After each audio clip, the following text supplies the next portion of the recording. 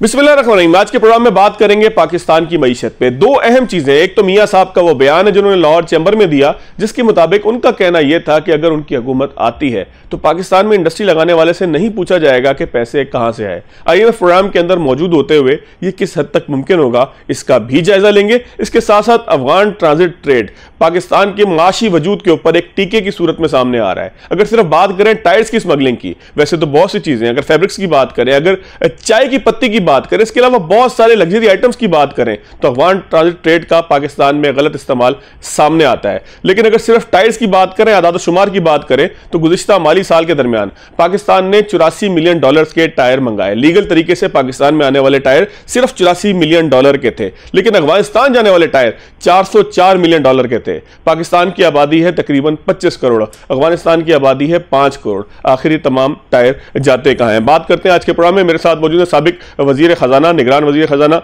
Doctor Salman Shah साहब। Afghan transit trade के हवाले से अब हम कोशिशें भी कर रहे हैं कि किसी तरीके से लीकेज रुक जाए, लेकिन जो सूरत सामने आ रही है कि अफगानिस्तान में पाकिस्तान से 4 गुना 3 गुना 400 गुना ज्यादा जो है वो टायर्स की खपत है, वहां पे चाय की पत्ती की खपत है। हालांकि चाय वहां पर कोई पीता नहीं, वहां ग्रीन टी का रुझान ज्यादा है। तो ये सारी सूरत के अंदर देर पा तरीकेकार क्या हो सकता है, पॉलिसी क्या हो सकती है? क्योंकि अफगान ट्रांजिट ट्रेड आज हमने रोक लिया, कल हो सकता है दोबारा शुरू हो जाए, लेकिन ये तो ब्लीडिंग करेगा पाकिस्तान अगर इस तरह चलता रहेगा।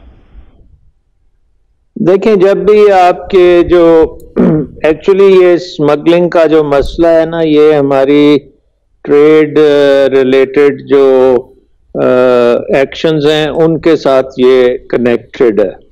सो अगर हमारे मुल्क में हम बहुत ज्यादा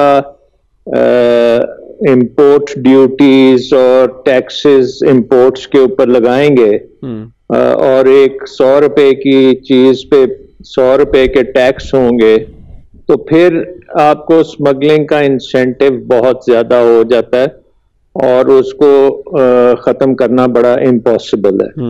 वो अगर आप अफगान ट्रांजिट ट्रेड को रोकेंगे तो वो किश्तियों पे आना शुरू हो जाएगा, अगर किश्तियों को रोकेंगे तो वो किसी और जगह से आना शुरू हो जाएगा, क्योंकि ये इकोनॉमिक इशू है कि आप अगर टैक्स को अवॉइड कर लें तो आपको बहुत ज्यादा प्रॉफिट होता है। तो इसका पहले भी हमारे मुशर्रफ साहब के वक्त में मैं वहाँ जब मिनिस्ट्री ऑफ फाइनेंस में था तो ये मसला हुआ था, तो हमारा जो था सोल्यूशन वो ये था कि हमने टैक्सेस को कम कर दिया था। ठीक है। और इतना कम किया था कि वो स्मगलिंग जो है उससे कोई फायदा खास होता नहीं था कि आप 10-15% टैक्स हो तो उसको फिर स्मगलिंग उस आइटम की नहीं होती। सो आई थिंक एक तो हमें ये करना पड़ेगा कि हमें अपने इंपोर्ट टैक्सेस जो हैं और इंपोर्ट ड्यूटीज जो हैं उनको रैशनलाइज करना पड़ेगा। डॉक्टर साहब कता कलामी की इमादत, लेकिन इसमें यहां पर मसला ये आता है कि जो पाकिस्तान का इस वक्त टैक्स का सिस्टम है सारे का सारा, वो डिपेंड ही जो है वो हमारी ड्यूटीज के ऊपर और इन सारी इंपोर्ट्स के ऊपर करता है। हम वो लेते हैं और उसके बाद जो है वो अपने अहदाफ को मुकम्मल दिखाते हैं, नंबर 1। नंबर 2 मामला पाकिस्तान का ये है कि पाकिस्तान में अगर टैक्सेशन हम कम कर देते हैं तो यहां पर लग्जरी आइटम्स की बहार हो जाती है। यहां पर बेताशा, मतलब अगर सिर्फ खाने पीने की बात करें तो 70 अक़साम के तो चीज आ जाते हैं, पानी की इंपोर्टेड बोतलें आ जाती हैं। तो पाकिस्तान में तो शायद मुमकिन ना हो कि अगर हम इस टैक्सेशन को कम कर दें। नहीं, आई थिंक वो एक्सचेंज रेट के जरिए आप कंट्रोल करते हैं, क्योंकि एक्सचेंज रेट जो है उससे इंपोर्ट्स महंगी हो जाती हैं, एक्सपोर्ट्स जो हैं वो ज्यादा अच्छी उनको मिल जाती है। सो आई थिंक ये जो एक तो ये है कि हमें एक्सचेंज रेट के थ्रू मैनेज करना चाहिए डिफरेंट चीजों की जो पाकिस्तान में इंपोर्ट और एक्सपोर्ट का तनासुब है। और दूसरी चीज ये है कि हमें अपने मुल्क में टैक्स के निज़ाम को ठीक करने की बहुत अशद जरूरत है कि हमारे जो टैक्स हैं वो रिटेल पे टैक्स लगे, एंट्री लेवल पे टैक्स आप ना लगाएं, और एंड यूजर जब हो उस वक्त आपको टैक्स देना पड़े। तो ये इनके मसले हो सकते हैं, लेकिन आई थिंक अगर आप एडमिनिस्ट्रेटिवली कोशिश करेंगे तो चंद अरसे के लिए या चंद दिनों के लिए तो वो कामयाब होता है, लेकिन उसके बाद फिर कुछ ना कुछ और मुतबादिल रास्ता निकल आता है। अच्छा डॉक्टर साहब, आपने टैक्सेशन की बात की। एफबीआर को एक पॉलिसी दी गई है, एफबीआर को इख्तियार दिया गया है कि आप बिजली और गैस के लोगों के कनेक्शन काटें अगर कोई नॉन फाइलर है, टैक्स नहीं भरता, या आपको कहीं पर जो है वो कोई शक या शुबे का मामला हो। तो आपको लगता है कि इस तरह की पॉलिसीज के जिसमें बिल्कुल इस लेवल पर एफबीआर जाके रिकवरी शुरू हो जाए, ये करप्शन का दरवाजा नहीं खोलेगा और वाकई एफबीआर फाइलर्स बनाने में कामयाब हो सकेगा? देखिए, हमारे लिए बहुत जरूरी है कि हम टैक्स के निज़ाम को सिंप्लीफाई करें, हम टैक्स रेट्स को कम करें और हम ज्यादा से ज्यादा लोगों को नेट में लाने की इंसेंटिव्स दें। और ये सख्ती से बेहतर ये होता है कि आप उनको फायदा हो। अगर आप टैक्स पेयर हैं तो आपको उसका कोई ना कोई फायदा होना चाहिए, आपको प्रेफरेंस होनी चाहिए in different government services etcetera. बाकी तो ये है कि आप अगर टैक्सेस बढ़ाते चले जाएंगे, रेट बढ़ाते चले जाएंगे और उन्हीं लोगों से लेते रहेंगे जो टैक्स नेट में हैं, तो फिर अल्टीमेटली कोई भी टैक्स नहीं देगा। सो आई थिंक असूली तौर पे tax should be very simplified, कम से कम टैक्स होने चाहिए, ज्यादा से ज्यादा लोगों को नेट में लाने की जरूरत है। और ये जो करप्शन का एलिमेंट है, इसको एक ही तरीका है इसके करने का कि आप सेल्फ असेसमेंट स्कीम्स के तहत करें जैसे बाकी दुनिया में होता है। और ऑडिट जो है वो रैंडम होना चाहिए और थर्ड पार्टी के जरिए होना चाहिए। सो इसके सॉल्यूशंस हैं दुनिया में और पाकिस्तान में कोशिश तो की जाती है, लेकिन कुछ ना कुछ इन्फोर्समेंट होती है, उसके बाद फिर वो वापस हम ओल्ड सिस्टम पे आ जाते हैं। अच्छा डॉक्टर साहब, डॉक्टर शमशाद अख्तर साहिबा कहती हैं कि पाकिस्तान को ये प्रोग्राम जब कंप्लीट होगा IMF का, तो इसके बाद एक और तवील मुद्दती फाइनेंसिंग की जरूरत है, प्रोग्राम की जरूरत है। तो क्या पाकिस्तान बहुत तवील अरसे के लिए अब IMF के साथ ही रहने वाला है और फिर अब हमें एक एक करके तमाम चीजों को अलाइन कर लेना चाहिए खुद से, क्योंकि अब IMF तो जाने वाला है नहीं, महसूस ये हो रहा है? देखिए, बात ये है कि हमारा जो फाइनेंसिंग गैप है इस प्रोग्राम में भी आपने नोट किया होगा कि IMF ने डिस्कशंस की हैं हमारे पार्टनर्स के साथ, सऊदी अरेबिया, UAE, चाइना वगैरह से।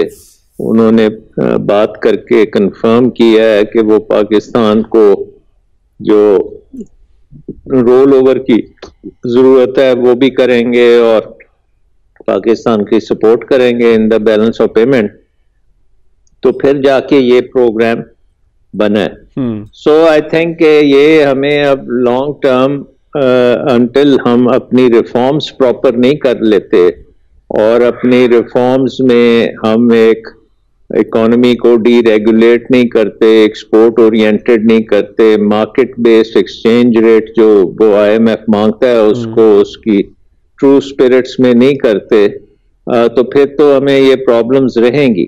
लेकिन अगर हमने ये रिफॉर्म्स कर ली, डीरेगुलेशन कर ली, इन्वेस्टमेंट को हमने फोकस बना लिया और ज्यादा से ज्यादा इंसेंटिव इन्वेस्टमेंट के हमने दे दिए, तो फिर ये हम आहिस्ता आहिस्ता इन चीजों से निकल जाएंगे। क्योंकि हमें अब बहुत अशद जरूरत है कि हम इकोनॉमिक ग्रोथ की तरफ जाएं। एक IMF ने तो प्रोग्राम आपका जो है वो ऐसा कर दिया है कि आपकी बहुत low level of economic growth के और इकोनॉमिक एक्टिविटी पे आपने एक स्टेबिलिटी ले ली है, लेकिन ये वायबल इसलिए नहीं है क्योंकि बहुत ज्यादा बेरोजगारी है, अभी भी बहुत ज्यादा महंगाई है, जॉब्स नहीं है।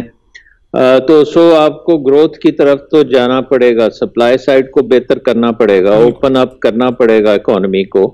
तो उसके लिए बहुत जरूरी है कि आप अब फोकस करें इन्वेस्टमेंट पे। इन्वेस्टमेंट जो है वो आपका वे आउट है, क्योंकि वो आपकी प्रोडक्शन को भी बढ़ा सकती है और वो फिर जो आपके फाइनेंसिंग गैप्स हैं उनको भी पूरा कर सकती है। डॉक्टर साहब, इन्वेस्टमेंट्स की आपने बात की, इतनी बुलंद शरह सूद है, इसमें कोई इन्वेस्टमेंट आपको आती हुई दिखती है? कोई इंडस्ट्री पाकिस्तान में लगाएगा 24, 25, 26, 27, 28 पता नहीं कितने % पे जाके जो है वो आखिर में लोगों को हैंड में जो लोन पड़ता है? और फिर दूसरी बात, आपकी बात के दरमियान एक क्वेश्चन मेरे ज़हन में और आया था कि IMF ने मुख्तलिफ सफ़ीरों से मुलाकात की है, मुख्तलिफ के UAE के सफ़ीर से मुलाकात की है, तो क्या पाकिस्तान के ऊपर उनको ट्रस्ट नहीं रहा? इस तरीके से सफीरों से मुलाकात करना पाकिस्तान में मौजूद, ये कोई मुनासिब अमल है? देखिए, उसकी वजह मैंने जैसे पहले भी कहा कि वो फाइनेंसिंग गैप क्योंकि पाकिस्तान का बहुत बड़ा है और तकरीबन इस अगले साल 28 अरब डॉलर हमें चाहिए और वो डॉलर्स हमारे दोस्त ममालिक से और उनके रोल ओवर से आएगा। सो इसलिए उन्होंने यूएई, सऊदी अरेबिया और चाइना, पर्टिकुलरली ये 3 ममालिक हैं जिनका पाकिस्तान में बहुत ज़्यादा आउटस्टैंडिंग हैं। चीन के तो कर्जे हैं जिनको रोल ओवर करने की जरूरत है और सऊदी अरेबिया और यूएई से डिपॉजिट्स हैं जिनको आगे लेके चलना है और हमें एक्सेप्शनल ऑयल इंपोर्ट्स के लिए भी फैसिलिटीज सऊदी अरेबिया से रिन्यू करनी है। तो ये चीज़ें बहुत इंपॉर्टेंट हैं पाकिस्तान की जो इस वक्त स्टेबिलिटी है। तो इसलिए आईएमएफ ने उनसे इंश्योरेंसेस ली हैं। तो उनकी इंश्योरेंसेस के बाद ही ये प्रोग्राम हुआ है। So I think in that sense ये एक अच्छी बात है कि they are on board with us. अब हमें ये जो आपने बात की इंटरेस्ट रेट्स की, इसके भी 2 कंपोनेंट्स हैं। एक तो इंटरेस्ट रेट इतना ऊंचा इसलिए है कि आपकी इन्फ्लेशन बहुत ज्यादा है। दूसरा ये भी है कि आपका जो पॉलिटिकल रिस्क जो है वो भी बहुत ज्यादा है। आपके जो एक्सटर्नल इस वक्त बॉन्ड्स हैं उनके ऊपर जो रिटर्न मिल रहा है वो बड़ा खौफनाक किस्म का रिटर्न है, जिसका मतलब ये है कि कोई भी पाकिस्तान में बैरून मुल्क से इन्वेस्ट नहीं करेगा जब तक वो रैशनलाइज नहीं सही तरीके से होता रिस्क। सो आई थिंक कि ये सारी चीजें हमें करनी पड़ेंगी। आईएमएफ प्रोग्राम ने हमें एक very low level of equilibrium पे खड़ा कर दिया है। अब इससे उठना तो वो हमारा काम है और उसके लिए इन्वेस्टमेंट लाना वो भी हमारा काम है, उसके लिए रिफॉर्म करना वो भी हमारा काम है और एक कंड्यूसिव एनवायरनमेंट बनाना पाकिस्तान में वो भी हमारा काम है। बहुत शुक्रिया डॉक्टर सलमान शाह साहब हमारे साथ मौजूद थे। एक ब्रेक लेंगे, ब्रेक के बाद आगे की तरफ चलेंगे। खाकान साहब बहुत शुक्रिया आपके वक्त। खाकान साहब एक बयान मेरे सामने है मियां मोहम्मद नवाज शरीफ का जो उन्होंने लाहौर चैम्बर में दिया। वो बयान सुनकर बहुत सारे लोग हो सकते हैं आगे निकल गए हो, लेकिन मेरे जहन में सुई अटक गई। हो सकता है मैंने समझा गलत हो, आप मुझे उसकी तशरीह भी कर दें, तफसील भी बता दें। उन्होंने कहा कि सनतों के लिए पैसा कहाँ से आया नहीं पूछेंगे। तो ये तो फिर दूसरी जानिब डॉक्टर शमशाद अख्तर कहती है कि लॉन्ग टर्म में एक आईएमएफ प्रोग्राम में जाना पड़ेगा। तो क्या आईएमएफ हमें अलाउ करता है कि हम कोई इस तरह की एमनेस्टी दें ढक्के छुपे अल्फाज में या वाज़े अल्फाज में, जिसमें किसी से पूछा ना जाए कि पैसा आपके पास कहाँ से आया? बिस्मिल्लाहिर्रहमानिर्रहीम। फवाद साहब, इस वक्त जो आईएमएफ का प्रोग्राम जिसको स्टैंड बाय फैसिलिटी कहते हैं, स्टैंड बाय अरेंजमेंट कह लें, जो इन वोग है, जो आपको 9 माह के लिए मिला हुआ है, उसमें एक स्ट्रक्चरल बेंचमार्क ये कहता है कि ये कंटिन्यूअस स्ट्रक्चरल बेंचमार्क है और वो लिखता इस तरह से है कि Pakistan during the life of a programme कोई भी एमनेस्टी स्कीम जारी नहीं करेगा। तो अगर हमने किसी को अगर एमनेस्टी करनी है, थोड़ी देर के लिए हम मान लें कि ये हम करना चाहते हैं, तो जो अप्रैल में जब ये प्रोग्राम खत्म होगा और फिर कोई अगर बीच में गैप आता है तो उसमें तो कर सकते हैं, but during the life of a programme जब तक फंड का है, मेरा ख्याल है कि ये शायद मुश्किल होगा कि हम एमनेस्टी कर सकें।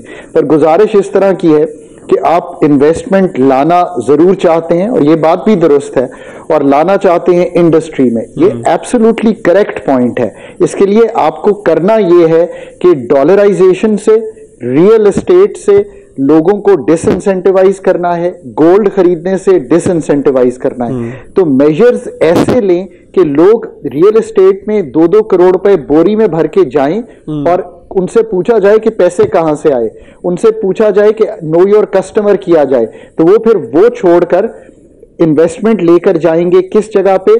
स्टॉक मार्केट पे, जो कि एक पहला गेटवे है जहां पे दुनिया भर में एक इनकम जनरेट भी होती है और वेल्थ क्रिएट भी होती है। So in disincentivise these unproductive non tradable, ये 2 लफ्ज हैं अगले 5 साल के।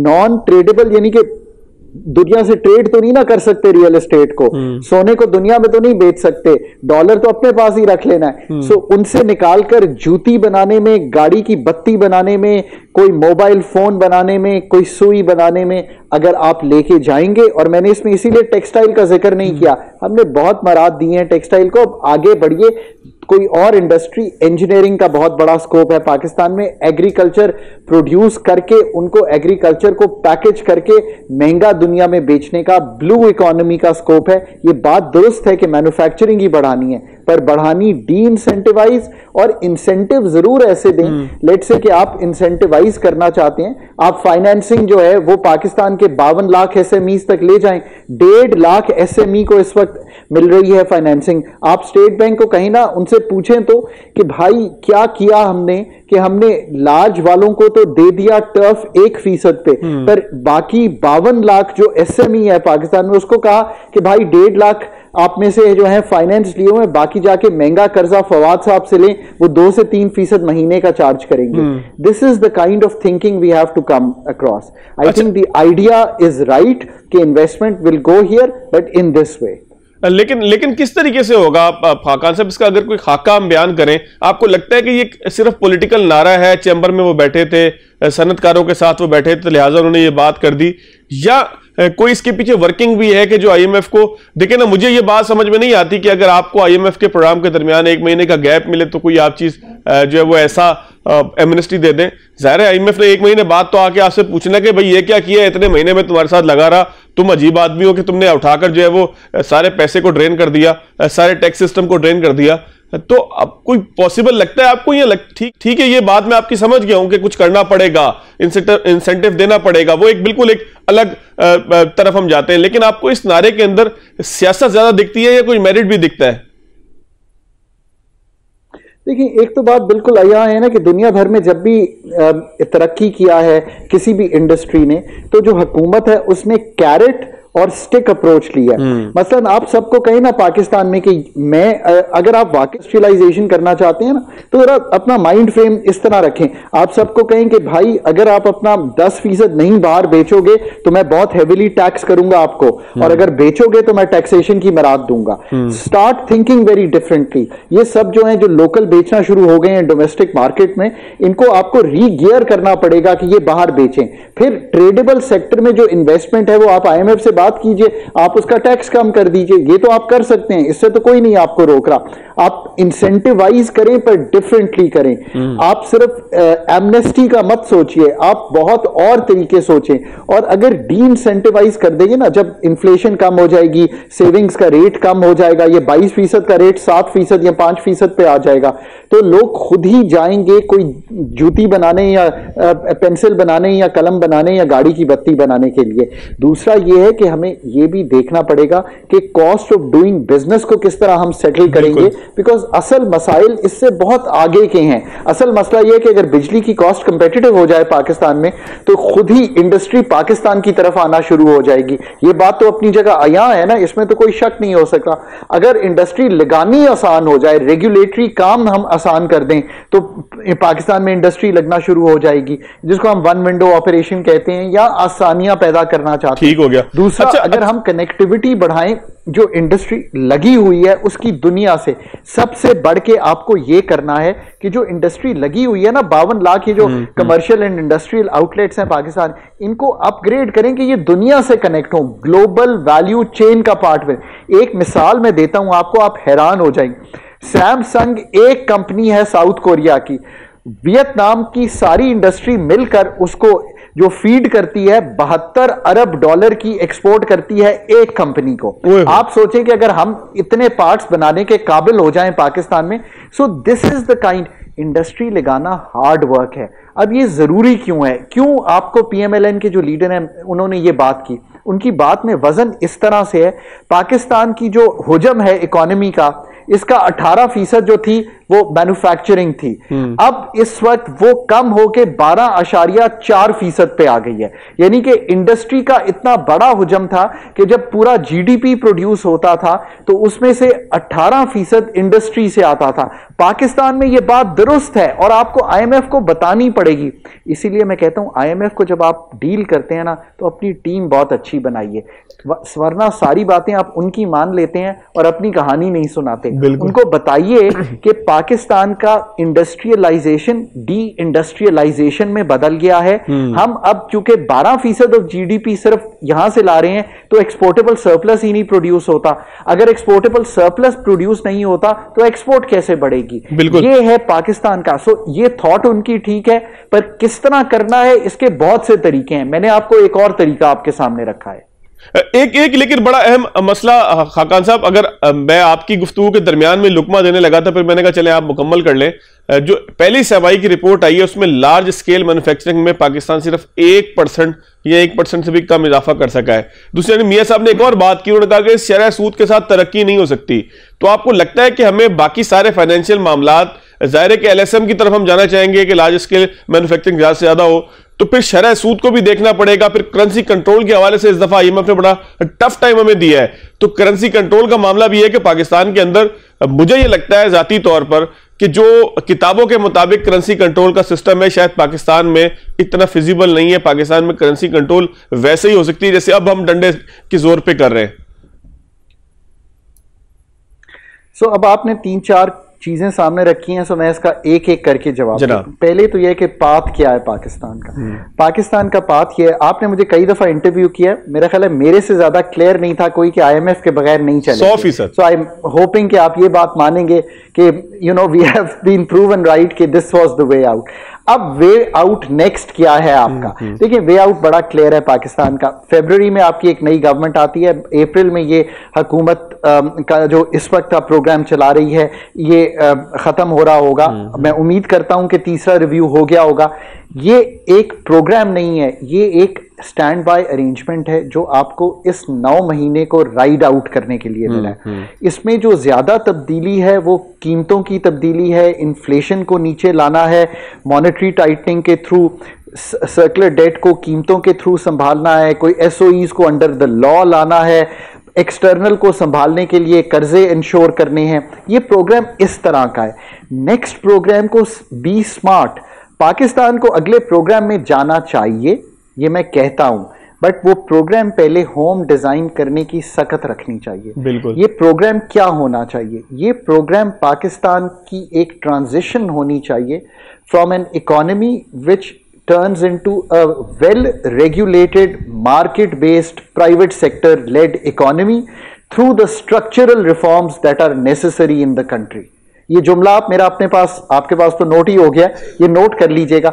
ये प्रोग्राम पहले अपने जहन में बना लें। ठीक है। अब जब मैं प्राइवेट सेक्टर हेड कहता हूं तो मैं कहता हूं कि एग्रीकल्चर की प्रोडक्टिविटी बेहतर होनी है। ये मैं कहता हूं मैन्युफैक्चरिंग को 12.8% पे आ गई है जीडीपी का, इसको वापस हमने लेके जाना है 15% पे। ये बातें तो सारी दुरुस्त हैं कि हमने ये सारा कुछ जो है इकोनॉमी को इस तरह चलाना शुरू करना है। अब दूसरी बात ये करें आप कि ये जो सारी चीजों का जिनका आप जिक्र कर रहे हैं फिर ये कैसे संभलनी है? देखिए ना, ये तो ऐसे ही संभलनी है कि एक तरफ से आपकी डेट फ्लोज हो रहे होंगे, एक तरफ से आईएमएफ के फ्लोज हो रहे होंगे, दूसरा आप कुछ इन्वेस्टमेंट मुल्क में ला रहे होंगे और मुल्क की पैदावारी सलाहियत बढ़ाने की तरफ बढ़ रहे होंगे। ये है पाकिस्तान के अगले 5 साल। अगर पाकिस्तान ने वाकई ही ये जो कशकोल को भी तोड़ना है, पाकिस्तान ने बार बार आईएमएफ के पास आखिरी दफा जाने की कोशिश करनी है, तो ये सारा यानी कि आईएमएफ प्लस जो प्रोग्राम है वो आपको बनाना पड़ेगा। क्या हम ये कर सकते हैं? आज जो इस वक्त कैपेबिलिटी है, मेरा नहीं ख्याल कि हम कर सकते हैं। अब आप कैपेबिलिटी बिल्ड कीजिए और आगे बढ़िए। अब आपने कहा कि लार्ज स्केल थोड़ी सी पॉजिटिव हुई है। देखिए कोविड, फ्लड्स, इंटरनेशनल प्राइसेस का बढ़ना और उसके बाद इंटरनेशनल कसाद बाजारी, ये 4 इवेंट्स हैं जिन्होंने दुनिया को डिफाइन किया है पिछले 2 साल में। ये तो हम एग्री कर रहे हैं। इसमें पाकिस्तान के फ्लड्स ने पाकिस्तान की एग्रीकल्चर को यहां तक घटा दिया था कि कॉटन 5.5 मिलियन बेल्स आई थी इस पिछले साल, 5.5 मिलियन। इस साल वापस 11, 11.5 पे जा रहे हैं। IMF का जुमला रिपीट कर देता हूं चूंकि मैं एग्री कर रहा हूं उससे। वो ये कह रहे हैं एक नेसेंट रिकवरी जो है वो दिखाई दे रही है। वो वही रिकवरी है जिसका अभी कॉटन, व्हीट और राइस में मुझे दिखाई दे रहा है कि क्रॉप बेहतर आ रही है। मैन्युफैक्चरिंग पहले 3 माह में नेगेटिव जाने की बजाय जो पिछले कई माह से चल रही थी जुलाई तक, वो थोड़ी सी उसने नेसेंट रिकवरी, उर्दू जबान में कहें कि थोड़ी सी उसमें जान आई है, रमक आई है, और जो नेगेटिव ट्रेंड था वो टूटना शुरू हुआ। ठीक हो गया। सो ये लेट्स होप कि ये ट्रेंड जो है विद द इंपोर्ट बैन जैसे जैसे उठता चला जाएगा, रॉ मटेरियल आता चला जाएगा, ये उठता चला जाए। पर आपको ये तो एक बहुत ही इनिशियल स्टेज है इस चीज की। ठीक हो गया डॉक्टर साहब, बहुत शुक्रिया आपके वक्त का। डॉक्टर साहब यहाँ पे एक ब्रेक लेंगे, ब्रेक के बाद आएंगे तो मजीद आगे की तरफ चलेंगे, देखते हैं कि ब्रेक के बाद खुशामदीद। जब कारोबार की बात करेंगे तो मुस्तकबिल की बात भी होगी। मुस्तकबिल के अंदर पाकिस्तान में क्या चैलेंजेस हो सकते हैं, कौन कौन से ऐसे मकामात हो सकते हैं, कौन कौन से ऐसे वेंचर्स हो सकते हैं कि जहां पर इन्वेस्टमेंट हो सकती है। बात हुई इन्वेस्टमेंट की, बात हुई मुस्तकबिल की, बात हुई पाकिस्तान की मईशत की, बात हुई पाकिस्तान में होने वाले मुस्तकबिल में होने वाले कारोबार की और चैलेंजेस की। ये तमाम गुफ्तगू हुई कराची के एक निजी होटल के अंदर। फ्यूचर समिट का अहवाल, फ्यूचर समिट थी क्या, कौन लोग थे, वो तमाम चीज़ें तो मीडिया के ऊपर आपने बारहा देखी होंगी, लेकिन हमने एक कंपाइल किया, एक क्लिप हमने बनाया है उन तमाम गैर मुल्कियों का कि जो फ्यूचर समिट में पाकिस्तान आए थे।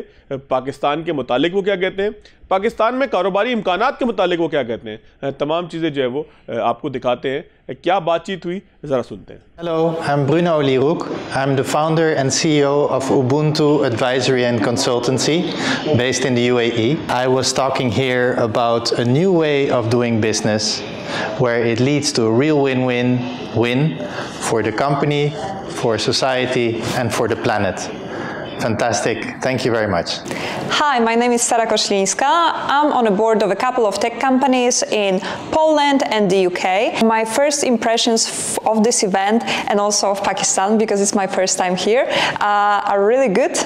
And if you're interested in the region, I really recommend to look into the event. Greetings, I'm Doug Corley, CEO of Alanius, as well as CEO of DHB Global. This is my third visit to Pakistan. My sense of the big picture and where this conference plays a role is its ability to bring together governments with public, with private institutions, and to put it very directly, find people who want and have the ability to make a difference. And I think that is the kind of impact that Pakistan needs.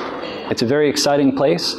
I've been very touched and clearly welcomed, and I'm excited to see how, with my area of focus, healthcare is going to continue to change. My speech on the future of health is data talked considerably about this, but I'll leave with one thought. We need to make sure that there are ownership persons within each of the stakeholders. So the government has their responsibility to the people have their responsibility to each other, and in the healthcare space, the clinics, the people that make the medicines, everybody has to have a sense of responsibility that is shared. I'd love to say I look forward to coming again, and thank you again. My name is Tara Love Perry, and my company is ILYM Global. I love you, me, global. And I just love to see people rallying together, uniting with common theme, common message, common mission, and that is to serve the people of Pakistan, make this world a better place for all people. Hello from the future of Pakistan, future of Karachi. We are at Future Summit, speaking, shaping, and really planning the future, and not for only this country, the Pakistan, but also for the whole region, and it might be some of the ideas will be relevant for the whole world.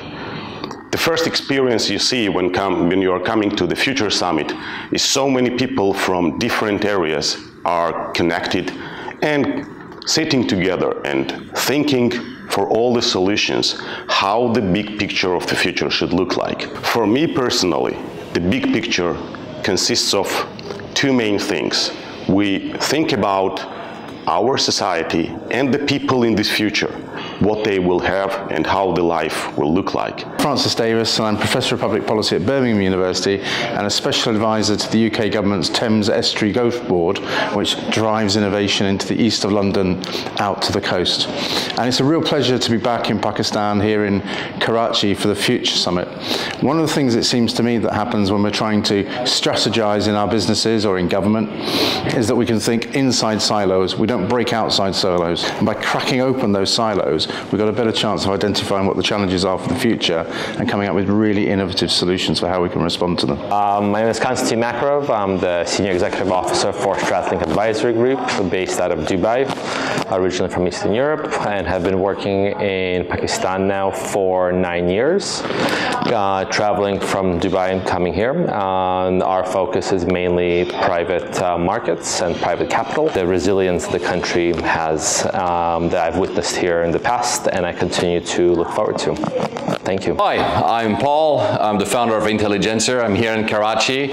Not my first time. I think I'm at, what, 8th time in Pakistan, and maybe probably 5 or 6 in Karachi. I always love coming here. What I love about it is having this mix of like international speakers and local speakers, all sharing their insights and forecasts about the future, but also, and maybe more importantly, interacting with a lot of the crowds, of course the sponsors, but a lot of the people, the audience that came, and learning, you know, all their insights about their own industries, their own views, and sharing and learning with them. It's something that I think it's invaluable. I've been learning every time I've come to Pakistan, and once more I've learned more, so I'm very, very happy to be here, and I already look forward to coming next time. Hi, my name is Mark Terrell. I'm the founder of the Undavos community, Professor of Global Strategy at Hult International Business School, and working on a brand new project called Fresh Solutions, doing AI for leadership. And I'm delighted to be here in Karachi, Pakistan, at the Future Summit. So I'm very happy to be part of the conversation. I, by the way, am talking on the impact of AI on leadership and business opportunities. So yeah, I think I'm in the right place at the right time. Future summit का हवाला आपने देखा। उम्मीद यही है कि पाकिस्तान का मुस्तकबिल, जिसकी बात यहाँ पर हुई, जिसकी बात हम करते हैं, जिसकी बात हम फ्यूचर समिट में देखते रहे, वो तमाम चीज़ें पाकिस्तान के अंदर, वो ख्वाब पाकिस्तान के अंदर हकीकत का रूप धार ले। आज के प्रोग्राम से इतना ही, याद दीजिएगा। अल्लाह हाफ़िज़।